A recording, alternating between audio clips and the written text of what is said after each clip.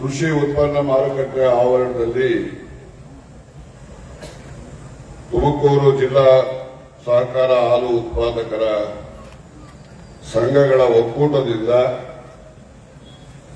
ನೂತನವಾಗಿ ನಿರ್ಮಿಸಿರ್ತಕ್ಕಂಥ ನಂದಿನಿ ಕ್ಷೀರ ಭವನದ ಉದ್ಘಾಟನಾ ಸಮಾರಂಭದ ವೇದಿಕೆಯನ್ನು ಅಲಂಕರಿಸಿ ಕಾರ್ಯಕ್ರಮವನ್ನು ಉದ್ಘಾಟಿಸಿ ತಮ್ಮನ್ನು ಉದ್ದೇಶಿಸಿ ಮಾತನಾಡಿರ್ತಕ್ಕಂಥ ನಮ್ಮ ರಾಜ್ಯದ ಗೃಹ ಸಚಿವರು, ಹಿರಿಯರು, ಮಾಜಿ ಕೆಪಿಸಿಸಿ ಅಧ್ಯಕ್ಷರು, ಆತ್ಮೀಯರು ಆದ ಡಾಕ್ಟರ್ ಜಿ ಪರಮೇಶ್ವರರವರೇ, ಈ ಭಾಗದ ಜನಪ್ರಿಯ ಶಾಸಕರು, ಆತ್ಮೀಯರು ಆಗಿರ್ತಕ್ಕಂಥ ಸನ್ಮಾನ್ಯ ಷಡಕ್ಷರಿರವರೇ, ಹಾಲು ಒಕ್ಕೂಟದ ಅಧ್ಯಕ್ಷರು, ಶಾಸಕರು ಆಗಿರ್ತಕ್ಕಂಥ ಸನ್ಮಾನ್ಯ ಎಚ್.ವಿ. ವೆಂಕಟೇಶ್ವರವರೇ, ಸಮಾರಂಭದ ಅಧ್ಯಕ್ಷತೆಯನ್ನ ವಹಿಸಿರ್ತಕ್ಕಂಥ ಸನ್ಮಾನ್ಯ ಎಂ.ಕೆ. ಪ್ರಕಾಶ್ರವರೇ, ತುಮೂಲ್ನ ಎಲ್ಲ ನಿರ್ದೇಶಕ ಮಂಡಳಿಯವರೇ, ಮುಂಭಾಗದಲ್ಲಿ ಆಸೀನರಾಗಿರ್ತಕ್ಕಂಥ ಎಸ್.ಆರ್. ಗೌಡ ಮತ್ತು ಸನ್ಮಾನ್ಯ ಕೃಷ್ಣಕುಮಾರ್ ಅವರೇ, ಮಂಗಳೂರಿನಿಂದ ಆಗಮಿಸಿರ್ತಕ್ಕಂಥ ಕೆಎಂಎಫ್ನ ನಿರ್ದೇಶಕರಾದಂತಹ ದಿವಾಕರ್ ಶೆಟ್ಟಿರವರೇ, ನಮ್ಮ ಜಿಲ್ಲೆಯಿಂದ ಸರ್ಕಾರದ ಪರವಾಗಿ ಕೆಎಂಎಫ್ನಲ್ಲಿ ನಿರ್ದೇಶಕರಾಗಿರ್ತಕ್ಕಂಥ ಸನ್ಮಾನ್ಯ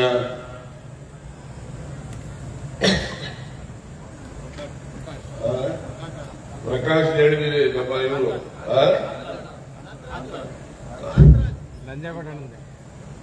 ಪ್ರಕಾಶ್ ಹೇಳ್ತೀನಿ. ಈಗ ನಂಜೇಗೌಡ ಹೇಳಕ್ ಹೊಂಟಲ್ಲ, ಕಾಂತರಾಜ್ ಹೇಳಕ್ ಹೋಗಿತ್ತು, ಇವ್ರು ನಂಜೇಗೌಡ ಅಂತ ಈಗ ಗೊತ್ತೇನೋ ನಿಮ್ಗೆ. ನಂಜೇಗೌಡ ನಮ್ಮ ತಾಲೂಕಿನ ನಿರ್ದೇಶಕರು, ತುಮಕೂರು ತಾಲೂಕಿನ ನಿರ್ದೇಶಕರು.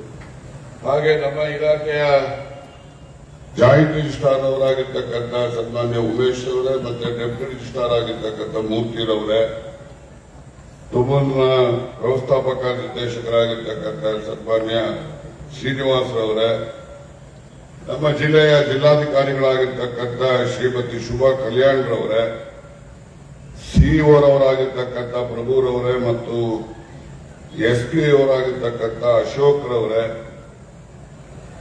ಇತರ ಎಲ್ಲ ನಿರ್ದೇಶಕರುಗಳೇ, ಮಹಾಲಿಂಗಯ್ಯ, ನಾಗೇಶ್ ಬಾಬು, ಶಿವಪ್ರಕಾಶ್, ನಂಜೇಗೌಡ, ಸಿದ್ದಗಂಗಯ್ಯ ಮತ್ತು ಪಾವಗಡದ ಚಂದ್ರಶೇಖರ್ ರೆಡ್ಡಿರವರು ಮತ್ತು ಇತರ ಎಲ್ಲ ಹಿರಿಯ ಸಹಕಾರಿಗಳು ವೇದಿಕೆಯನ್ನು ಅಲಂಕರಿಸಿದ್ದಾರೆ. ಮುಂಭಾಗದಲ್ಲೂ ಕೂಡ ಎಲ್ಲ ಹಾಲು ಉತ್ಪಾದಕ ಸಹಕಾರ ಸಂಘಗಳಿಂದ ಬಂದಿರತಕ್ಕಂಥ ನನ್ನೆಲ್ಲ ಆತ್ಮೀಯ ಸಹಕಾರಿ ಬಂಧುಗಳೇ, ಮತ್ತೆ ಕೆಲವು ಜನ ವಿಎಸ್ಎಸ್ನ ಅಧ್ಯಕ್ಷಗಳು ಕೂಡ ದೇವರಾಯದಿಂದ ಹಿಡಿದು ಇನ್ನು ಬಹಳಷ್ಟು ಜನ ಬಂದಿದ್ದೀರಿ. ಎಲ್ಲ ಸಹಕಾರಿಗಳು ಅವರು ಕೂಡ ಈ ಕಾರ್ಯಕ್ರಮದಲ್ಲಿ ಭಾಗವಹಿಸಿರ್ತಕ್ಕಂಥದ್ದು. ಜೊತೆಯಲ್ಲಿ ಸುದ್ದಿ ಮಾಧ್ಯಮದ ನನ್ನೆಲ್ಲ ಸ್ನೇಹಿತರೆ, ಈ ಒಂದು ತುಮೂಲ್ನ ಎಲ್ಲ ಅಧಿಕಾರಿ ವರ್ಗದವರೇ, ಈ ಕಾರ್ಯಕ್ರಮದಲ್ಲಿ ಈಗಾಗಲೇ ಮಾತನಾಡಿದಂತಹ ಸನ್ಮಾನ್ಯ ಡಾಕ್ಟರ್ ಜಿ ಪರಮೇಶ್ವರ್ ಅವರು ಎಲ್ಲ ವಿಚಾರಗಳನ್ನ ಪ್ರಸ್ತಾಪ ಮಾಡಿದ್ದಾರೆ. ನಾನೊಬ್ಬ ಸಹಕಾರ ಮಂತ್ರಿಯಾಗಿ ಏನು ರೈತರಿಗೆ ಹೆಚ್ಚು ಹಾಲಿನ ದರವನ್ನು ಕೊಡಿಸ್ಕೊಡ್ಬೇಕು ಅಂತಕ್ಕಂಥದ್ದು ನಿರ್ದೇಶಕರುಗಳದ್ದು ಆಶಯ, ನನ್ನದು ಕೂಡ ಆಶಯ. ಇವತ್ತು ರೈತರ ಉತ್ಪಾದನೆ ಹೆಚ್ಚು ಹೆಚ್ಚು ಆಗ್ತಾ ಇದೆ, ಹಾಲಿನ ಉತ್ಪಾದನೆ. ಆದ್ರೆ ಲಾಭಾಂಶ ಬಹಳ ಕಡಿಮೆ ಆಗ್ತಾನೂ ಹೋಗ್ತಾ ಇದೆ. ಯಾಕೆಂದ್ರೆ ರೈತನ ಹಸುಗಳ ದರ ಇರ್ಬೋದು, ಹಾಗೆ ಫೀಡ್ಸಿನ ದರ ಇರ್ಬೋದು, ಮತ್ತೆ ಬೇರೆ ನಿರ್ವಹಣೆ ಮಾಡತಕ್ಕಂಥ ವೆಚ್ಚ ಇರ್ಬೋದು, ಎಲ್ಲವೂ ಕೂಡ ಹೆಚ್ಚಾಗ್ತದೆ. ಆದ್ರೆ ಹಾಲಿನ ದರ ಹಾಲು ಉತ್ಪಾದಕರಿಗೆ ಸಮಾಧಾನಕರ ಆಗ್ತಕ್ಕಂಥ ರೀತಿಯಲ್ಲಿ ನಾವು ಕೊಡ್ತಾ ಇಲ್ಲ ಅಂತಕ್ಕಂಥದ್ದನ್ನ ನಾವೆಲ್ಲ ಒಪ್ಪೇವೆ. ನಿಜಕ್ಕೂ ಕೂಡ ನನಗೆ ಒಮ್ಮೊಮ್ಮೆ ಈ ಸಮಾಜದಲ್ಲಿ ಆಗುವವುಗಳನ್ನು ನೆನೆಸ್ಕೊಂಡ್ಬಿಟ್ರೆ ಕೋಪನೂ ಬರ್ತದೆ. ಜೊತೆನಲ್ಲಿ ಕೋಪ ಬಂದು ಏನು ಮಾಡಂಗಿಲ್ಲ, ನಮಗೆ ನಾವೇ ಸಮಾಧಾನ ಕೂಡ ಮಾಡ್ಕೋಬೇಕಾಗ್ತದೆ. ಇವತ್ತು ಕುಡಿಯೋ ನೀರಿಗೆ ಏನ್ ನಾವು ದರವನ್ನ ಹಾಲಿಗೆ ರೇಟ್ ಅನ್ನು ಕೊಡ್ತೇವೆ, ಅಷ್ಟು ಕೂಡ ನಾವು ಹಾಲು ಕೊಡ್ತಾ ಇಲ್ಲ. ಜಾಸ್ತಿ ಮಾಡಬೇಕು ಅಂತಕ್ಕಂಥ ಒತ್ತಾಯ ಎಲ್ಲ ಚುನಾಯಿತ ಪ್ರತಿನಿಧಿಗಳದ್ದು ಇದೆ, ಹಾಲು ಉತ್ಪಾದಕರದ್ದು ಇದೆ. ಸುಮ್ಮನೆ ಭೀಮನಾಯಕ್ ಒಂದು ಸ್ಟೇಟ್ಮೆಂಟ್ ಕೊಟ್ಟರು ಅಧ್ಯಕ್ಷರು, ಒಂದು ₹5 ಜಾಸ್ತಿ ಮಾಡಿ ₹5 ಕೂಡ ಹಾಲು ಉತ್ಪಾದನೆ ಮಾಡ್ತಕ್ಕಂಥ ರೈತರಿಗೆ ಕೊಡ್ತೇವೆ, ಒಕ್ಕೂಟ ಆಗ್ಲಿ ಇನ್ನೊಬ್ಬರಾಗ್ಲಿ ಯಾವುದೇ ರೀತಿಯಲ್ಲಿ ₹5 ಬಳಸೋದಿಲ್ಲ ಅಂತ ಹೇಳಿ ಒಂದು ಸ್ಟೇಟ್ಮೆಂಟ್ ಕೊಟ್ರೆ ಬೆಳಿಗ್ಗೆನೆ ಬಂದ್ಬಿಟ್ಟು ಟಿವಿನಲ್ಲಿ ಪೇಪರಲ್ಲಿ ಎಲ್ಲ ಇಟ್ಟಿರೋದ. ಹಾಲು ಉತ್ಪಾದಕ ಹಾಲಿನ ದರ ಏರಿಸಿ ಗ್ರಾಹಕರಿಗೆ ಬರೆ ಹೇಳ್ಬಿಡ್ತಾರೆ ಅಂತ. ಗ್ರಾಹಕರಿಗೆ ಬರೆ ಅಲ್ಲ, ರೈತರಿಗೆ ಬರೆ ಹೇಳ್ತಕ್ಕಂಥ ಅದನ್ನು ವಿರೋಧ ಮಾಡೋದ್ರ ಮೂಲಕ ಎಷ್ಟೊಂದು ಕೋಪ ಬರ್ತದೆ ಅಂದ್ರೆ ಪಾಪ ಅವರು ಹಾಲು ಉತ್ಪಾದನೆ ಮಾಡ್ತಕ್ಕಂಥವ್ರು ಎಷ್ಟು ಶ್ರಮ ವಹಿಸ್ತಾರೆ, ಅವ್ರಿಗೆ ಕನಿಷ್ಠ ಶ್ರಮಕ್ಕೆ ತಕ್ಕಂತೆ ಅವ್ರ ಕೂಲಿ ಅದು ಹುಟ್ಟಬೇಕಲ್ಲ, ಅದು ಹುಟ್ಟೋದಿಲ್ಲ. ಮತ್ತು ಆ ನಿಟ್ಟಿನಲ್ಲಿ ಹಾಲಿನ ದರವನ್ನ ಏರಿಸ್ತಕ್ಕಂಥ ಚಿಂತನೆ ಇದೆ. ನಾವು ಹಾಲು ಉತ್ಪಾದಕರ ಪರವಾಗಿರ್ತಕ್ಕಂಥ ನಮ್ಮ ಸರ್ಕಾರ ಈ ರಾಜ್ಯದಲ್ಲಿ ಈ ಟೀಕೆಗಳಿಗೆಲ್ಲ ನಾವು ಎಷ್ಟು ಜನ ಗ್ರಾಹಕರಿಗೆ ತೊಂದರೆ ಆಗ್ತದೆ. ಒಂದು ಬಾಟ್ಲ್ ನೀರಿಗೆ ಕೊಡೋ ಅವ್ರು ಯಾವನ್ನ ಗ್ರಾಹಕರು ಬರೆ ಅಂತ ಹೇಳುದಿಲ್ಲ, ಹೆಂಗನೆ ಆಗ್ತದೆ, ಹೆಚ್ಚು ಕೊಡಬೇಕು ಅಂತಕ್ಕಂಥ ಧ್ವನಿನೇ ಎತ್ತೋದಿಲ್ಲ. ಇದು ಎತ್ತೋದೇ ಇಲ್ಲ. ನಮ್ಮನ್ನು ಬೈತಾರೆ, ಈ ಸರ್ಕಾರಕ್ಕೆ ಎಲ್ಲ ದರ ಏರಿಸ್ಬಿಡ್ತಾರೆ ಇವರು ಅಂತ. ಅದೇ ಪೆಟ್ರೋಲ್ ದರ ಡೀಸೆಲ್ ದರ ಯಾರು ಕೇಳೋದು ಇಲ್ಲ, ಹೇಳಲ್ಲ, ರಾತ್ರಿ ಏರಿಸ್ಬಿಡ್ತಾರೆ, ಎಲ್ಲ ಸುತ್ತಿರ್ತೀವಿ ನಾವು. ನಾನು ಈ ಮಾತು ಯಾಕೆ ಹೇಳ್ತಾ ಇದ್ದೇನೆ ಅಂದ್ರೆ ಬಹಳ ಕೆಟ್ಟ ಕೋಪದಿಂದ ನಾನು ಹೇಳ್ತಕ್ಕಂಥ. ಇವತ್ತು ರೈತರು ಈ ದೇಶದಲ್ಲಿ ಅವನು ಉತ್ಪಾದನೆ ಮಾಡತಕ್ಕಂಥ ವಸ್ತುಗೆ ಅವನ ದರ ನಿಗದಿ ಮಾಡಿಕೊಳ್ತಕ್ಕಂಥ ಶಕ್ತಿನೇ ಇಲ್ಲ ಅವನಿಗೆ. ಇರ್ಲಿ, ಆ ಅಡಿಕೆ ಉತ್ಪಾದನೆ ಮಾಡ್ತಕ್ಕಂಥವ್ರಿಗೆ ಈಗ ಸ್ವಲ್ಪ ಸಮಾಧಾನಕರವಾದಂತ ಬೆಲೆ ಇದೆ. ಇವು ನೆಕ್ಸ್ಟ್ ಇಯರ್ ಇಲ್ಲ, ಅದಕ್ಕೆ ನೆಕ್ಸ್ಟ್ ಇಯರ್ಗೆ ಕೊಬ್ಬರಿಗೂ ಕೂಡ ಬಿಡ್ತಾವ್ರೆಲ್ಲ. ಎಳ್ನೀರು ಒಳ್ಳೆ ರೇಟ್ ₹75 ಎಳ್ನೀರಿಗೆ, ತೆಂಗಿನಕಾಯಿಗೆ ₹50 ತಗತಾರೆ ಅಂದ್ರೆ ಅದು ಕೊಡಬಾರ್ದು ಇವರು. ನಾನು ಹೇಳೋದು ಈಗ 1.5 ವರ್ಷದ ಮೇಲೆ ಕೊಬ್ಬರಿದು ಕೂಡ ಒಳ್ಳೆ ರೇಟ್ ಬರ್ತದೆ ಅಂತಕ್ಕಂಥದ್ದನ್ನ ನಾವು ಊಹೆ ಮಾಡಿದ್ದೀವಿ. ಯಾಕಂದ್ರೆ ನಾನು ಕೊಬ್ಬರಿ ಬಿಟ್ಟು ಬೇರೆ ತೆಂಗಿನಕಾಯಿ ಎಳ್ನೀರು ನಾವು ಮಾಡೋದಿಲ್ಲ. ನಾನು ಕೊಬ್ಬರಿನೇ ಮಾಡೋದು, ಅದು ಎಷ್ಟನ್ನ ರೇಟ್ ಹೋಗ್ತೀವಿ ಅಂತ ಹೇಳಿ ಕೊಬ್ಬರಿನೇ ಹಾಕ್ತಾ ಇದೀವಿ. ನಾವು ಮುಂದೇನೋ ರೇಟ್ ಜಾಸ್ತಿ ಆಗ್ಬೋದು ಅಂತ ಅನ್ಕೊಂಡಿದ್ದೀವಿ. ರೈತರಿಗೆ ಮಾತ್ರ ರೈತನ ಉತ್ಪಾದಿತ ವಸ್ತುವಿಗೆ ಅನುಕೂಲಕರ ಅಂದ್ರೆ ಲಾಭದಾಯಕವಾದಂತಹ ಬೆಲೆ ದೊರಕತಕ್ಕಂಥದ್ದು ಈ ದೇಶದಲ್ಲಿ ಆದಾಗ ಮಾತ್ರ ಗ್ರಾಮೀಣ ಭಾಗದ ಆರ್ಥಿಕತೆ ಚಟುವಟಿಕೆ ಮತ್ತೆ ಆರ್ಥಿಕ ಸದೃಢತೆ ಬರಲಿಕ್ಕೆ ಸಾಧ್ಯ ಆಗ್ತದೆ. ಈ ಮಾತುಗಳನ್ನ ಹೇಳ್ತಕ್ಕಂಥ ಜೊತೆಯಲ್ಲಿ ಹಾಲಿನ ದರವನ್ನು ಕೂಡ ಹೆಚ್ಚಿಸಬೇಕು ಅಂತಕ್ಕಂಥ ಬೇಡಿಕೆಯನ್ನ ಎಲ್ಲ ರೈತರು ಉತ್ಪಾದಕ ರೈತರಿಂದ ಬಂದಿದೆ. ಅದನ್ನು ಕೂಡ ನಮ್ಮ ಸರ್ಕಾರ ಪರಿಶೀಲನೆ ಮಾಡ್ತಾ ಇದೆ ಅಂತಕ್ಕಂಥ ಮಾತನ್ನು ಕೂಡ ಈ ಸಂದರ್ಭದಲ್ಲಿ ವ್ಯಕ್ತಪಡಿಸಲಿಕ್ಕೆ ಬಯಸ್ತೇನೆ. ಮತ್ತೆ ಎಲ್ಲ ಚುನಾವಣೆಗಳು ಮೊನ್ನೆಲ್ಲ ಆಗಿದ್ದಾವೆ. ಚುನಾವಣೆಗಳು MPCSಗಳು ಆಗಿದ್ದಾವೆ, VSS ಆಗಿದ್ದಾವೆ, ಬೇರೆವೆಲ್ಲ ಆಗಿದ್ದಾವೆ. ಈ ನಮ್ಮ ಸಹಕಾರಿ ಆಂದೋಲನದಲ್ಲಿ ಯಾರೆಲ್ಲ ಇದ್ದಾವೆ, ನಾನು ಇದ್ದೇನೆ, ಷಡಕ್ಷರಿಗಳು ಇದ್ದಾರೆ, ನೀವುಗಳು ಇದ್ದೀರಿ, ಕೂತರವ್ರು ಎಲ್ಲರೂ ಇದ್ದಾರೆ. ಎಲ್ಲರೂ ಕೂಡ ದಡು ತಿಪ್ಪುಗಳು ಎಲ್ಲ MLA ಕ್ಯಾಂಡಿಡೇಟ್ಗಳು ಆಗವ್ರೆ. ಶಿವಕುಮಾರ್ 2 ಸರಿ 3 ಸರಿ ಸೋತ್ಬಿಟ್ಟು ಅವ್ರು ಇನ್ನೊಂದ್ಸರಿ ನೋಡೋರು, ಇವ್ರಿಗೆ SR ಗೋಡಿನೂ ಅವ್ರಿಗಿಂತ ಇಲ್ಲೇ ಇರೋರು. ಎಲ್ಲ ನಿಲ್ಲಂಗ್ ಇಲಾಖೆಗಳು ಇರೋದು. ಅದರಿಂದ ಅವಾಗೆಲ್ಲ ಒಳ್ಳೇದಾಗಲಿ ಅಂತ ನಾನು ಹಾರೈಸ್ತೀನಿ, ಅದು ಪ್ರಶ್ನೆ ಬೇರೆ. ನಾವೆಲ್ಲ ಸಹಕಾರಿಗಳು, ನಾವು ಸಹಕಾರಿ ಆಂದೋಲನವನ್ನ ಜನರ ಆಂದೋಲನವನ್ನಾಗಿ ಮಾಡಬೇಕು ಅಂತಕ್ಕಂಥ ಆಶೆ. ಯಾವುದೇ ಪಕ್ಷ ಇರಲಿ, ಯಾವುದೇ ಜಾತಿ ಇರಲಿ, ಯಾವುದೇ ಊರಿರಲಿ. ಆದರೆ ಈ ಸಹಕಾರಿ ಆಂದೋಲನದಲ್ಲಿ ಕೆಲವರು ಇದನ್ನ ಜಾಗರಿ ತಗೊಂಡ ರೀತಿಯಲ್ಲಿ ನಾನು ಸೇರಿಸ್ದಂಗೆ ನಾವಿದ್ದೇವೆ. ನಾವು ಯಾರಿಗೂ ಬೇರೆಯವರಿಗೆ ಬಿಟ್ಕೊಡ್ತಕ್ಕಂಥ ಪ್ರಯತ್ನ ನಾವು ಮಾಡಕ್ಕೆ ಹೋಗೋಣ. ಈ ಸಂಸ್ಥೆಗಳು ನಡೆಸ್ತಕ್ಕಂಥದ್ದು ಬಹಳ ಕಷ್ಟ. ಯಾವುದೇ ಸಂಸ್ಥೆ ಆಗಲಿ, ಅದರಲ್ಲೂ ಕೂಡ ಬ್ಯಾಂಕಿಂಗ್ ವ್ಯವಸ್ಥೆನಲ್ಲಿ ಒಂದು ಬ್ಯಾಂಕ್ ನಡೆಸಬೇಕು ಅಂತ ಹೇಳಿದ್ರೆ ಅದು ಬಹಳ ಕಷ್ಟ. ಒಂದು ಆರ್ಥಿಕತೆಗೆ ಬೇಕಾದ್ರೆ ಯಾವುದೇ ದೊಡ್ಡ ಬ್ಯಾಂಕ್ ಕೊಡಿ, ಚಿಕ್ಕ ಬ್ಯಾಂಕ್ ಕೊಡಿ, ಬೇಕಾದ್ರೆ ಮುಗಿಸೇ ಬಿಡ್ಬೋದು. ಅಂತಹ ರೀತಿಯಲ್ಲಿ ಇವತ್ತು ವ್ಯವಹಾರಗಳು ನಡೀತಾ ಇರ್ತವೆ. ಆದ್ರೆ ಒಂದು ಸಂಸ್ಥೆಯನ್ನು ನಡೆಸುವಂತ ಶಕ್ತಿ, ಆ ಚಾಕಚಕ್ಯತೆ ಇರ್ತಕ್ಕಂಥ ಜನ ಆಂದೋಲನದಲ್ಲಿ ಬರಬೇಕು. ಸುಮ್ಮನೆ ಯಾರು ನಾನು ಇದ್ದೀನಿ ಅಂತ ಹೇಳಿ ಬಂದು ಕೂತ್ಕೊಂಡ್ಬಿಟ್ಟು ಆ ಸಂಸ್ಥೆನಲ್ಲಿ ಸರಿಯಾಗಿ ನೋಡ್ಕೊಳ್ಳದೆ ಇದ್ರೆ ಸಂಸ್ಥೆ ಹಾಳಾದ್ರೆ ರೈತರಿಗೆ ತೊಂದರೆ ಆಗ್ತಕ್ಕಂಥ. ಇವತ್ತು ಪತ್ತಿನ ವ್ಯವಸ್ಥೆಯಲ್ಲಿ 1905ನೇ ವರ್ಷದಲ್ಲಿ ಪತ್ತಿನ ವ್ಯವಸ್ಥೆ ಪ್ರಾರಂಭ ಮಾಡಿದ್ದು ಗದಗಿನ ಕಣಗಿನ.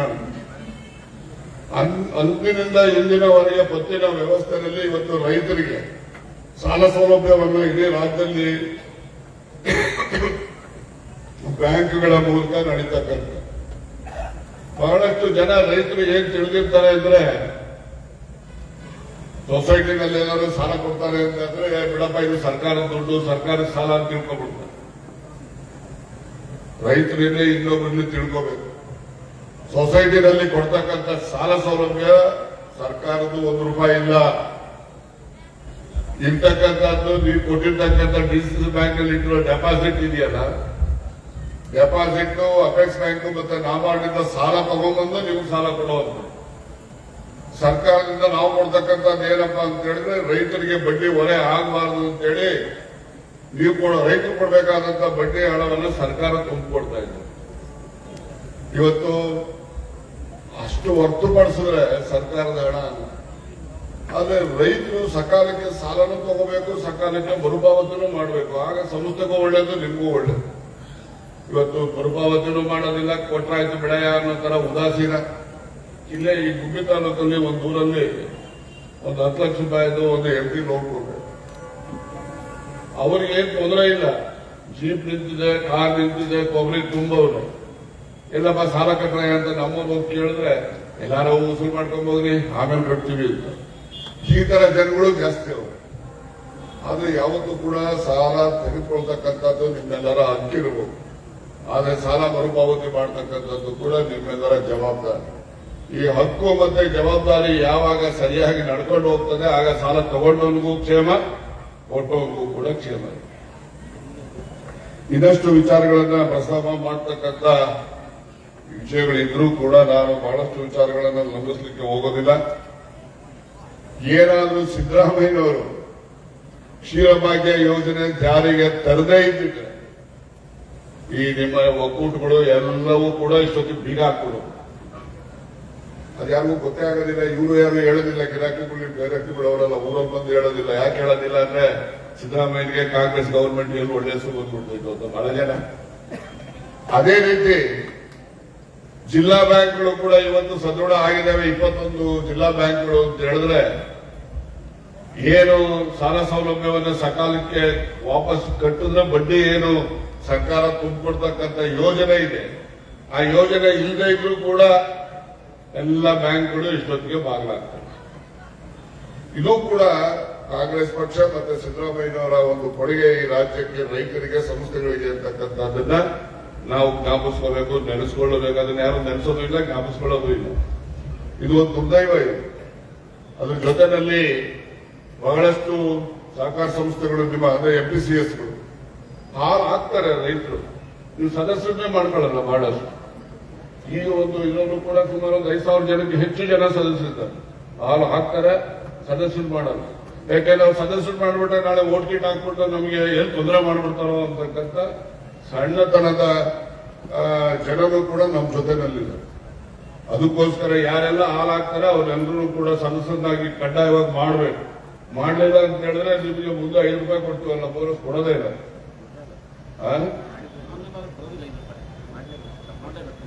ಯಾವುದು ₹5 ಆಯ್ತಪ್ಪ. ನೀನ್ ಬಹಳ ಜನ ಸದಸ್ಯರು 5,000 ಜನ ಇದ್ದಾರೆ ನಿಮ್ ತಾಲೂಕಲ್ಲಿ. ಲೆಕ್ಕಕ್ಕೆ ತಗೋ. ನಿಮ್ಮ ಜಿಲ್ಲೆ, ನಿಮ್ ತಾಲೂಕಲ್ಲಪ್ಪ, ಜಿಲ್ಲೆ ಟೋಟಲಿ ರಾಜ್ಯದಲ್ಲಿ 75,000 ಜನ ಇದ್ದಾರೆ. ಹಾಲು ಹಾಕ್ತಾರೆ, ಅವರಿಗೆ ಮೆಂಬರ್ಶಿಪ್ ಕೊಡೋದು ಕಡಿಮೆನೂ ಆಗಿದೆ. ಮತ್ತೆ ಇನ್ನೊಂದು, ಈ ಫ್ಯಾಟ್ ಸೊಸೈಟಿ ಲೆವೆಲ್ ಅಲ್ಲಿ 3.5 ಬರ್ಕೊಂಡ್ಬಿಡೋರು. ಅವ್ರಿಗೆ 5 ಬರ್ಲಿ, ಎಷ್ಟನ್ನ ಬರ್ಲಿ. ಈಗ ನಾವು ಸಾಫ್ಟ್ವೇರ್ NDDB ಸಾಫ್ಟ್ವೇರ್ ಹಾಕ್ಸಿದ್ಮೇಲೆ ಅಲ್ಲಿ ಸ್ವಲ್ಪ ಲೋಪ ಕಡಿಮೆ ಆಗಿದೆ. ಇನ್ನೂ ಪೂರ್ಣವಾಗಿ ನನಗಂತೂ ಸಮಾಧಾನ ಆಗಿದೆ. ಇನ್ನು ನಿಮ್ಮ BMCಗಳಿಗೂ ಸಾಫ್ಟ್ವೇರ್ ಹಾಕಬೇಕು.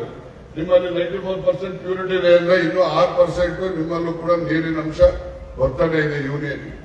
ಆ 6% ನೀರು ಅಂತ ಹೇಳಿದ್ರೆ ಸುಮಾರು ಕನಿಷ್ಠ ಹೇಳ್ತೀನಿ ನಾನು, ಜಾಸ್ತಿ ಹೇಳಕ್ ಹೋಗಲ್ಲ, 30,000 ರಿಂದ 35,000 ಲೀಟರ್ ನೀರು ಬರ್ತದೆ ಯೂನಿಯನ್ ನಿಮ್ಮ BMCಗಳಿಂದ ಬರ್ತಕ್ಕಂಥದ್ದು. ಈ ರೀತಿ ಆದ್ರೆ ರೈತರಿಗೆ ಯೂನಿಯನ್ಗೂ ತೊಂದರೆ, ರೈತರಿಗೂ ತೊಂದರೆ. ಇವತ್ತು ನಿಮ್ಮ ಲಾಭ ಹೆಚ್ಚು ಬಂದಾಗ ನೀವು ರೈತರಿಗೆ ಹೆಚ್ಚು ದುಡ್ಡು ಕೊಡ್ಬೋದು. ಏನೋ 2 ರೂಪಾಯಿ ಕೊಡ್ತಾ ಇದ್ದೀರಿ, ಬಹಳ ಸಂತೋಷ.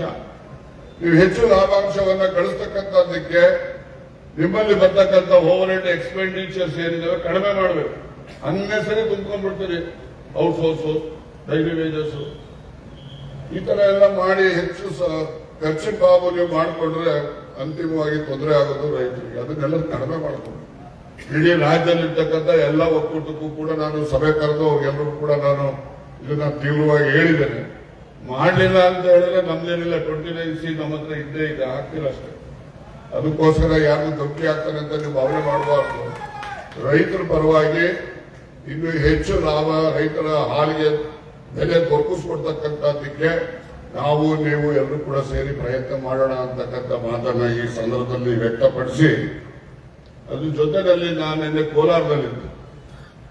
ಕೋಲಾರದಲ್ಲಿ ಒಂದು ಸಮುದಾಯದ ಜನರು ಬಂದು ನಡೆಸಿಕೊಟ್ರು.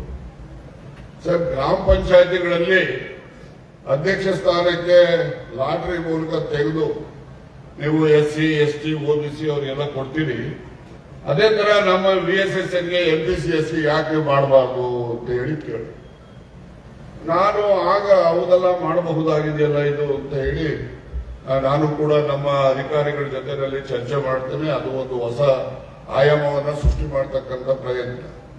ಏನು ಗಾಬರಿ ಆಗುವಂಥದ್ದೇನಿಲ್ಲ. ಈಗಾಗಲೇ ಗ್ರಾಮ ಪಂಚಾಯತಿನಲ್ಲಿ, ತಾಲೂಕು ಪಂಚಾಯತಿನಲ್ಲಿ, ಜಿಲ್ಲಾ ಪಂಚಾಯತಿನಲ್ಲಿ ಅಧ್ಯಕ್ಷರಿಗೆ, ಉಪಾಧ್ಯಕ್ಷರಿಗೆ ಜಿಲ್ಲಾಧಿಕಾರಿಗಳು ಲಾಟರಿ ತೆಗೆದು ನಿಗದಿ ಮಾಡ್ತಾರೆ. ಹಂಗೇನೆ ಈ ತಾಲೂಕಿನಲ್ಲಿ ಬರ್ತಕ್ಕಂಥ VSSNಗಳಿಗೆ, MPCSಗಳಿಗೆ ಅದೇ ರೀತಿ ಲಾಟರಿ ತೆಗೆದು ಅಲ್ಲೂ ಕೂಡ ಅಧ್ಯಕ್ಷ ಉಪಾಧ್ಯಕ್ಷರಿಗೆ ನಾವು ರಿಸರ್ವೇಶನ್ ಕೊಟ್ಟರೆ ಹೆಚ್ಚು ಹೆಚ್ಚು ಸಮಾಜದ ಎಲ್ಲ ಜನರು ಕೂಡ ಈ ಆಂದೋಲನದಲ್ಲಿ ಭಾಗವಹಿಸಲಿಕ್ಕೆ ಸಾಧ್ಯ ಆಗ್ತದೆ. ಆ ಚಿಂತನೆಯನ್ನು ನಾವು ಮಾಡ್ತಾ ಇದ್ದೇವೆ ಅಂತಕ್ಕಂಥ ಮಾತನ್ನ ಈ ಸಂದರ್ಭದಲ್ಲಿ ವ್ಯಕ್ತಪಡಿಸಿ, ಈಗಾಗಲೇ ಬಹಳಷ್ಟು ತಿದ್ದುಪಡಿಗಳನ್ನ ವಿಧಾನಮಂಡಲದಲ್ಲಿ ಮಂಜೂರು ಮಾಡಿ ನಾವು ಗೌರವಾನ್ವಿತ ರಾಜ್ಯಪಾಲರ ಸಹಮತಿಗೆ ಕಳಿಸ್ಕೊಟ್ಟಿದ್ದೇವೆ. ಅದು ಕೂಡ ಬಂದ ಮೇಲೆ ಜಿಲ್ಲಾ ಬ್ಯಾಂಕ್ ಇರ್ಬೋದು, ನಿಮ್ಮ ಯೂನಿಯನ್ ಇರ್ಬೋದು, ಮತ್ತೆ ರಾಜ್ಯ ಮಟ್ಟದಲ್ಲಿ ಇರ್ತಕ್ಕಂಥ ಸಹಕಾರ ಸಂಘಗಳು, ಅಲ್ಲಿನೂ ಕೂಡ SC ST ಸಮುದಾಯದವರಿಗೆ ರಿಸರ್ವೇಶನ್ ಅನ್ನು ಕೊಡ್ತಕ್ಕಂಥ ಕಾಯ್ದೆ ತಯಾರಿದೆ. ಅದು ಮುಂದಿನ ದಿನಗಳಲ್ಲಿ ಜಾರಿ ಮಾಡ್ತವೆ ಅಂತಕ್ಕಂಥ ಮಾತನ್ನ ಈ ಸಂದರ್ಭದಲ್ಲಿ ವ್ಯಕ್ತಪಡಿಸಿ, ನಮ್ಮ ಟಿಪ್ಪೂರಿನಲ್ಲಿ ನಾನು ನೋಡಿದಾಗೆ ಚೆನ್ನಾಗಿದ್ದಾವೆ. 157 ಸೊಸೈಟಿ ಇದಾವೆ, ಲಾಭ ಮಾಡ್ತಕ್ಕಂಥದ್ದು 155, 2 ಮಾತ್ರ ಲಾಭ ಇಲ್ಲ ಅಂತ ಹೇಳಿ ಹೇಳಿದ್ದೀನಿ. ಅದನ್ನು ಕೂಡ ಲಾಭಾಂಶ ಬರುವ ರೀತಿಯಲ್ಲಿ ಅದಕ್ಕೆ ವಿಶೇಷವಾದ ಗಮನವನ್ನ ಹರಿಸಿ ನೀವು ಮಾಡತಕ್ಕಂಥದ್ದು ಆಗಬೇಕು. ಮತ್ತೆ ಏನು ಈ ರಾಸುಗಳಿಗೆ ಇನ್ಶೂರೆನ್ಸ್ ಏನಿದೆ ಅದನ್ನು ಕೂಡ ಕಡ್ಡಾಯವಾಗಿ ಮಾಡಬೇಕು. ಯಾವುದಾದ್ರೂ ಒಂದು ರಾಸು ಯಾವುದೇ ರೀತಿಯಲ್ಲಿ ರೈತರಿಗೆ ತೊಂದರೆ ಆದಾಗ ಆ ರೈತ ಅವನು ಆಘಾತಕ್ಕೆ ಒಳಗಾಗ, ಬಿಡಮ್ಮ ಇನ್ಶೂರೆನ್ಸ್ ಇದೆ, ನನಗೆ ತೊಂದರೆ ಇಲ್ಲ ಅಂತಕ್ಕಂಥ ಒಂದು ನೆಮ್ಮದಿಯ ಬದುಕು ರೈತರಿಗೆ ಬರಬೇಕು. ಆ ರೀತಿಯಲ್ಲಿ ಇನ್ಶೂರೆನ್ಸ್ ಅನ್ನು ಕೂಡ ಕಡ್ಡಾಯವಾಗಿ 100% ಮಾಡತಕ್ಕಂಥದ್ದು. ಮತ್ತೆ ಏನು ನಿಮ್ಮ ಮೊಬೈಲ್ ಡಾಕ್ಟರ್ಸ್ ಏನಿಟ್ಟಿರ್ತೀರಿ ಅವರು ಕೂಡ ಎಲ್ಲಿಂದ ಕರೆ ಬರ್ತದೆ, ಕರೆ ಬಂದ ಕೂಡಲೇ ಹೋಗ್ತಕ್ಕಂಥದ್ದಕ್ಕೆ ವ್ಯವಸ್ಥೆನ ಮಾಡಬೇಕು. ಅಂತದಕ್ಕೆ ಎಷ್ಟೇ ಖರ್ಚಾಗಲಿ ಯೋಚನೆ ಮಾಡಬಾರ್ದು, ಮಾಡಬೇಕು. ಅದು ಹೆಚ್ಚು ಪರಿಣಾಮಕಾರಿಯಾಗಿ ಮಾಡ್ತಕ್ಕಂಥದ್ದಾಗ್ಲಿ ಅಂತೇಳಿ ನಾನು ಈ ಸಂದರ್ಭದಲ್ಲಿ ಹೇಳಲಿಕ್ಕೆ ಬಯಸಿ,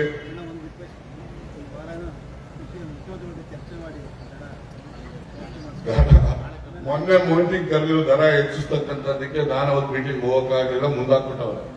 ತಿರ್ಗಾ ನಾಳೆ ಕರೆದಿದ್ದಾರೆ 4 ಗಂಟೆಗೆ. ನಾಳೆನೂ ನಾನು ತುರುವೇಕೆರೆಗೆ ಬಂದು ಅಲ್ಲಿಂದ ನಾನು ಅರಸೀಕೆರೆ ಕಣ್ಕಟ್ಟೆಗೆ ಬರ್ತೀನಿ ಅಂತ ಹೇಳ್ಬಿಟ್ಟಿದ್ದೀನಿ. ಅದಕ್ಕೆ ನಾಳೆನೂ ಕೂಡ ಹೋಗಕ್ಕಾಗಲಿಲ್ಲ ನನಗೆ.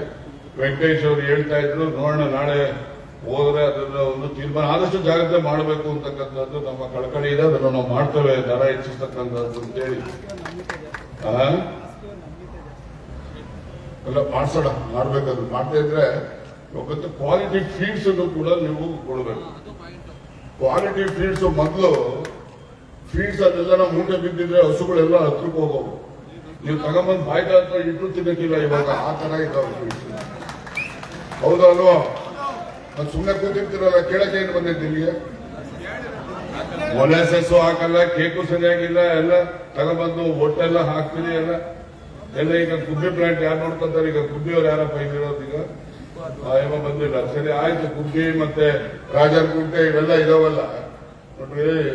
ಹೇಳ್ತೀನಿ ನಿಮಗೆ ಎಲ್ಲ KMF ಡೈರೆಕ್ಟರ್ ಶೆಟ್ರೆ, ನೀವು ಡೈರೆಕ್ಟರ್ ಇದ್ದೀರಿ. ಈಗ ನೀವು ಟೆಸ್ಟಿಂಗ್ ಕಳಿಸ್ಬಿಟ್ಟಿದ್ದೀರಿ, ಟೆಸ್ಟಿಂಗ್ ಸರಿಯಾಗಿ ರಿಪೋರ್ಟ್ ಬಂದ್ಬಿಟ್ಟಿದೆ ಅಂತ ಎಲ್ಲ ಹೇಳ್ತೀರಿ. ನನಗೂ ಗೊತ್ತಿದೆ ಟೆಸ್ಟಿಂಗ್ ಯಾವ್ದು ಕಳಿಸ್ತೀರಿ ಅಂತ, ಸರಿಯಾಗಿರೋ ಟೆಸ್ಟಿಂಗ್ ಕಳಿಸ್ತೀರಿ. ನಮ್ಮ PWD ನಲ್ಲಿ MI ನಲ್ಲಿ QC ಅವರು ಕಳಿಸ್ತಾರಲ್ಲ, ಹಂಗೆ ಸರಿಯಾಗಿರೋದು ಕಳಿಸ್ತಾರೆ, ಸರ್ಟಿಫಿಕೇಟ್ ಕಳಿಸ್ತಾರೆ, ತಿರ್ಗಾ ಸಪ್ಲೈ ಮಾಡುವಾಗ ಸಬ್ಸ್ಟ್ಯಾಂಡರ್ಡ್ ಮಾಡ್ತಾರೆ. ಗೊತ್ತಾಯ್ತಾ? ಅದೇನೇ ಇದ್ರು ಕೂಡ ಈ ಕ್ವಾಲಿಟಿ ಫೀಡ್ಸ್ ಅನ್ನ ಕೊಡದೇ ಇದ್ರೆ ಹಸುಗಳು ಹೆಂಗ್ ಒಳ್ಳೆ ಕೊಡ್ತಾರೆ? ಅದು ಆ ಗ್ಯಾಸ್ ಇದೆಯಲ್ಲ, ಪಾಯ್ಸನಸ್ ಗ್ಯಾಸ್ ಇದೆಯಲ್ಲ, ಆ ಗ್ಯಾಸ್ ಅನ್ನ ಕಡಿಮೆ ಮಾಡುವಂತ ರೀತಿಯಲ್ಲಿ ನಿಮ್ ಫೀಡ್ಸ್ ಇರಬೇಕು. ಅದ್ರಲ್ಲಿ ಮೊಲಾಸಸ್ ಇರಬೇಕು, ಕೇಕ್ ಇರಬೇಕು. ಈಗೆಲ್ಲ ಕೇಕ್ ಬದಲಾಗಿ ಯಾವ್ದೋ ಬೂಸ ಹಾಕ್ಬಿಡ್ತಾರೆ, ಏನ್ ಮರ್ದೊಟ್ಟು ಹಾಕ್ತಾರೋ ಯಾವ ಒಟ್ಟು ಹಾಕ್ತಾರೋ ಗೊತ್ತಿಲ್ಲ, ಏನೇನ್ ಹಾಕ್ತಾರೆ ಅಂತ ಗೊತ್ತಿಲ್ಲ. ಅದರಿಂದ ನೀವು ಅದ್ರ ಕ್ವಾಲಿಟಿನ ಸರಿಯಾಗಿ ನೀವು ಮೇಂಟೈನ್ ಮಾಡಿದ್ರೆ ಹಾಲು ಒಳ್ಳೆ ಗುಣಮಟ್ಟದ ಹಾಲು ಬರ್ತದೆ.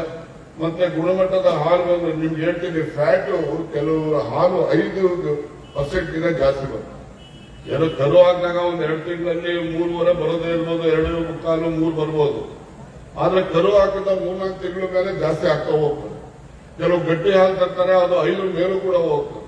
ಈಗೆಲ್ಲ ಸಾಫ್ಟ್ವೇರ್ ಹಾಕಿರೋದ್ರಿಂದ ನಿಮಗೆ ಅಲ್ಲೇನೇ ಚೀಟಿ ಕೊಡ್ತಾರೆ. ನಿಮಗೆ ಇಷ್ಟು ಫ್ಯಾಟ್ ಇದೆ, ನಿಮ್ದು ಇಷ್ಟು ಲೀಟರ್ ಇದೆ ಅಥವಾ ಇಷ್ಟು kg ಇದೆ, ಈ ರೇಟಿನ ಪ್ರಕಾರ ಇಷ್ಟು ದುಡ್ಡು ಆಗ್ತದೆ ನಿಮ್ದು ಅಂತ ಅಲ್ಲೇ ಚೀಟಿ ಕೊಡ್ತಾರೆ. ಇಲ್ಲ ಅಂತ ಹೇಳಿದ್ರೆ ನಿಮ್ಮ ಮೊಬೈಲ್ ನಂಬರ್ ಫೀಡ್ ಮಾಡಿದ್ರೆ ನಿಮ್ಮ ಮೊಬೈಲ್ ಮೆಸೇಜ್ ಬರ್ತದೆ. ಇಷ್ಟೆಲ್ಲ ಒಂದು ಟೆಕ್ನಾಲಜಿ ಅಡಾಪ್ಷನ್ ನಾವು ಮಾಡ್ತಕ್ಕಂಥ ಪ್ರಯತ್ನ ನಾವು ಮಾಡ್ತಾ ಇದ್ದೀವಿ. ಅದು ಸಂಪೂರ್ಣವಾಗಿ ಆಗಬೇಕು. ಸಂಪೂರ್ಣವಾಗಿ ಆದಾಗ ಯಾರನ್ನ ಯಾರು ಕೂಡ ಶೋಷಣೆ ಮಾಡಲಿಕ್ಕೆ ಸಾಧ್ಯ ಆಗುತ್ತೆ. ಆ ರೀತಿಯ ಒಂದು ವ್ಯವಸ್ಥೆನ ಎಲ್ಲ ಆಡಳಿತ ಮಂಡಳಿ ನಿರ್ದೇಶಕರಿದ್ದೀರಿ. ನೀವು ನಮ್ಮ ತುಮಕೂರು ಹಾಲು ಒಕ್ಕೂಟ ರೋಲ್ ಮಾಡಲ್ ಆಗಬೇಕು. ನಮ್ಮ ರಾಜ್ಯದಲ್ಲಿ ಇರ್ತಕ್ಕ 15 ಒಕ್ಕೂಟದಲ್ಲಿ, ನಮ್ಮ ಒಕ್ಕೂಟದಲ್ಲಿ ನಾವು ಇಂಥವೆಲ್ಲ ಜನಪರವಾದಂತಹ, ರೈತರ ಪರವಾದಂತಹ, ಹಾಲು ಉತ್ಪಾದಕರ ಪರವಾದಂತಹ ತೀರ್ಮಾನಗಳನ್ನು ಮಾಡಿದ್ದೇವೆ. ನಾವು ಇದರಲ್ಲಿ ಇಷ್ಟು ಯಶಸ್ಸನ್ನ ಕಂಡಿದ್ದೇವೆ ಅಂತ ಹೆಮ್ಮೆಯಿಂದ ಹೇಳ್ಕೊಳ್ತಕ್ಕಂಥದ್ದಕ್ಕೆ ನೀವೆಲ್ಲ ಪ್ರಯತ್ನ ಮಾಡಿ.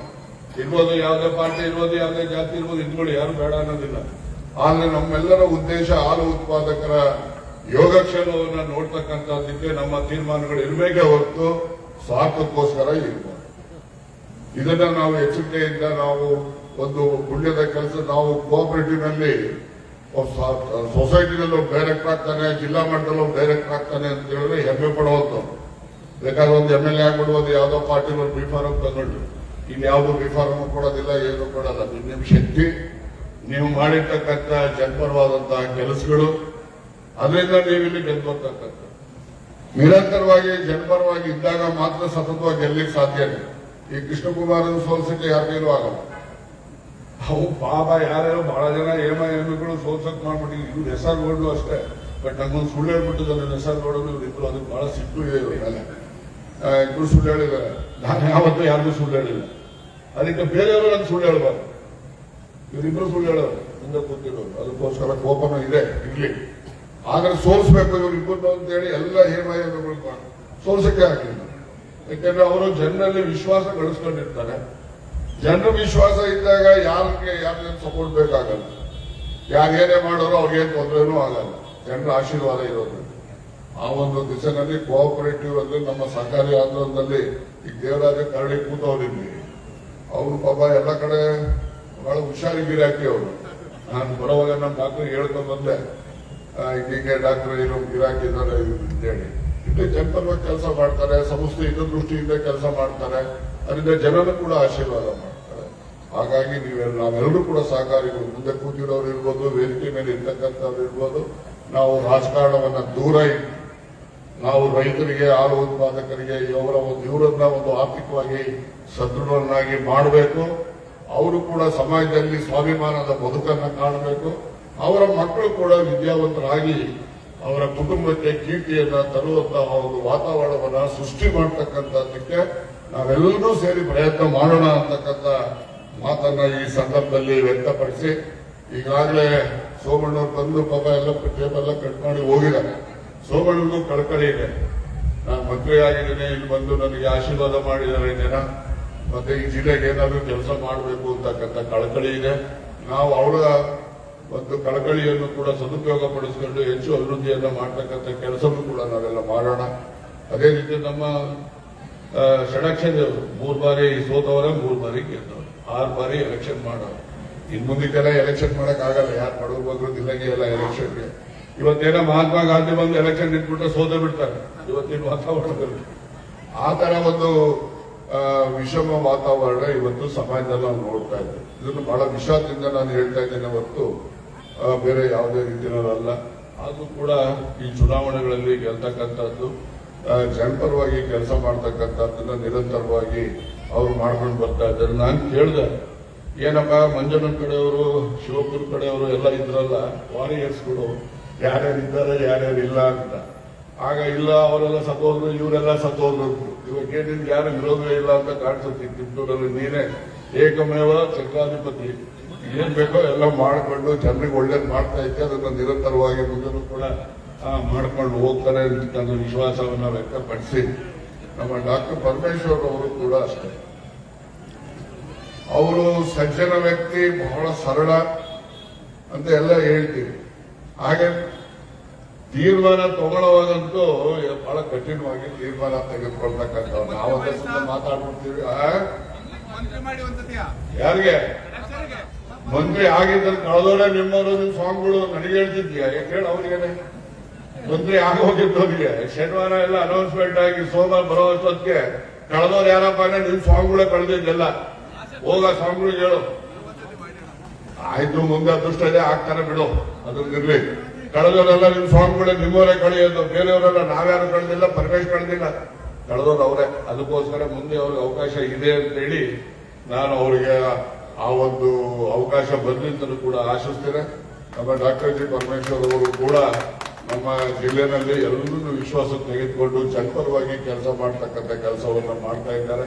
ಮತ್ತೆ ನಮ್ಮನ್ನು ಕೂಡ ಹೆಚ್ಚು ಹೆಚ್ಚು ಪೊಲೀಸ್ ಸ್ಟೇಷನ್ಗಳನ್ನ ಮತ್ತೆ ಜನರನ್ನ ಏನು ಸಿಬ್ಬಂದಿಯನ್ನು ಕೂಡ ಹೆಚ್ಚಿಸತಕ್ಕಂಥ ಪ್ರಯತ್ನ ಮಾಡಿದ್ದಾರೆ. ಅಲ್ಲಿ ಏನಂದ್ರೆ ಸ್ವಾರ್ಥನೂ ಇದೆ ಅವರು. ನೋಡಿ, ಆ KSRP ಬೆಟಾಲಿಯನ್ ತಗೊಂಡಾಗ ಅವ್ರ ತಾಲೂಕಲ್ಲಿ ಹಾಕೋದು, ಅವ್ರ ಕ್ಷೇತ್ರದಲ್ಲಿ, ಅದು ಒಂದು ಸ್ವಾರ್ಥ ಇರ್ಲಿ. ಆದ್ರೂ ಕೂಡ ನಾವು ಸಮಾಧಾನ ಪಡ್ಕೊಳ್ಳೋದು, ನಮ್ಮ ಜಿಲ್ಲೆ ಬಂದಲ್ಲಪ್ಪ ಅಂತ ಸಮಾಧಾನ ಪಡ್ಕೊಳ್ತೀವಿ. ಈಗಲೂ ಕೂಡ ಪೊಲೀಸ್ ಇಲಾಖೆಗೆ ಕ್ವಾರ್ಟರ್ಸ್ಗಳು ಕೊಡಿಸೋದಿರ್ಬೋದು, ಸಿಬ್ಬಂದಿಗಳನ್ನ ಕೊಡಿಸ್ತಕ್ಕಂಥದ್ದಿರ್ಬೋದು. ನಮ್ಮ ಜಿಲ್ಲೆನಲ್ಲಿ ಯಾವುದೇ ಜಾತ್ರೆಗಳು ಮೊದಲೆಲ್ಲ ಆದ್ರೆ ಅಥವಾ ಯಾವುದೇ ಕಾರ್ಯಕ್ರಮಗಳಿಗಾದ್ರೆ ಚೈನ್ ಸ್ನ್ಯಾಚಿಂಗು, ಪಿಕ್ ಪಾಕೆಟ್ ಆಗೋದು, ಇವು ಎಲ್ಲ ಆಗ್ತಾ ಇದಾವ. ಅಷ್ಟು ಮಟ್ಟಿಗೆ ಇವತ್ತು ನಮ್ಮ ಇಲಾಖೆಯನ್ನ ಸದೃಢ ಮಾಡಿ, ಇಲಾಖೆಯಲ್ಲಿ ಪರಿಣಾಮಕಾರಿಯಾಗಿ ಜನಪರವಾಗಿ ಯಾವುದೇ ತೊಂದರೆಗಳಾಗದಂಗೆ ನೋಡ್ಕೊಳ್ತಕ್ಕಂಥ ಕೆಲಸವನ್ನ ಅವರು ನಮ್ಮ ರಾಜ್ಯ ಜಿಲ್ಲೆನಲ್ಲೂ ಮಾಡ್ತಾ ಇದ್ದಾರೆ. ನಮ್ಮ ಜಿಲ್ಲೆನಲ್ಲೂ ಮಾಡೋದ್ರ ಜೊತೆಗೆ ರಾಜ್ಯದಲ್ಲೂ ಕೂಡ ಮಾಡ್ತಾರೆ. ಈ ರೀತಿ ನಾವೆಲ್ಲ ಹೆಮ್ಮೆ ಪಡಬೇಕು. ನಾವೆಲ್ಲ ಹೋಗ್ತೇವೆ, ನಾವೇನು ಶಾಶ್ವತವಾಗಿ ಅಧಿಕಾರದಲ್ಲಿ ಇರೋದಿಲ್ಲ. ಆದ್ರೆ ನಾವು ಅಧಿಕಾರದಲ್ಲಿ ಇರುವಂತ ಕಾಲದಲ್ಲಿ ಏನೆಲ್ಲ ಮಾಡಿದೀವಿ ಅದನ್ನು ಮಾತ್ರ ನಾವು ನೆನೆಸ್ತೇವೆ, ಜನರು ನೆನೆಸ್ತಾರೆ, ಮುಂದಿನ ಪೀಳಿಗೆನೂ ನೆನೆಸುತ್ತೆ. ಆ ರೀತಿಯ ನಮ್ಮ ಯೋಚನೆಗಳು, ನಮ್ಮ ಕಾರ್ಯಚಟುವಟಿಕೆ ಇರುತ್ತೆ ಅಂತಕ್ಕಂಥದ್ದನ್ನ ಮತ್ತೊಮ್ಮೆ ನಿಮ್ಮ ಎಲ್ಲ ಮುಂದೆ ಹೇಳಲಿಕ್ಕೆ ಬಯಸಿ, ಅವ್ರಿಗೂ ಕೂಡ ಪರಮೇಶ್ವರ್ ಅವರು ಕೂಡ ಅವರಿಂದ DCM ಎಲ್ಲ ಆಗಿದ್ರು. ಆ ಡಿ ತೆಗೆದ್ಬಿಟ್ಟು ಮುಂದಕ್ಕೆ 2 ಅಕ್ಷರ ಆಗಲಿ ಅಂತ ಹೇಳಿ ಆಶಿಸಿ ನಮ್ಮೆರಡು ಮಾತುಗಳನ್ನ ಮುಗಿಸ್ತೇನೆ. ನಮಸ್ಕಾರ.